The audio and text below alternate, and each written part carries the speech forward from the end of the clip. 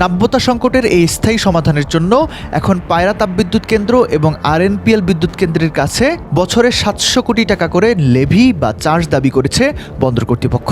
অর্থাৎ বন্দর সচল রাখতেই এখন উল্টো হাজার কোটি টাকার ভর্তুকির প্রয়োজন পড়ছে।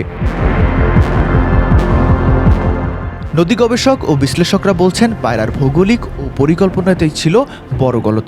হিমালয় থেকে আসা বিপুল পরিমাণ পলি রামনাবাদ চ্যানেলে বছরে প্রায় ৪০ কোটি কিউবিক মিটার জমা হয়। বিশেষজ্ঞরা আগেই সতর্ক করেছিলেন যে নিয়মিত ড্রেজিং ছাড়া এই বন্দর চালু রাখা অসম্ভব। কিন্তু অবকাঠামো ও ব্যবহারযোগ্যতা নিশ্চিত না করে কেবল গভীরতা বাড়ানোর পেছনে বিপুল ব্যয় এখন রাষ্ট্রের জন্য গলার কাটা হয়ে দাঁড়িয়েছে।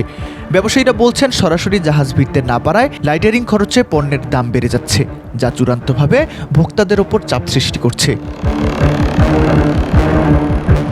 জানা যায়, পায়রা বন্দরের এই সমস্যা নিরসনে প্রতিবছর রামনাবাদ চ্যানেলটি ক্যাপিটাল অ্যান্ড মেইনটেন্যান্স ড্রেজিং করতে হবে। এই জন্য একটি প্রকল্পও নেওয়া হয়েছে।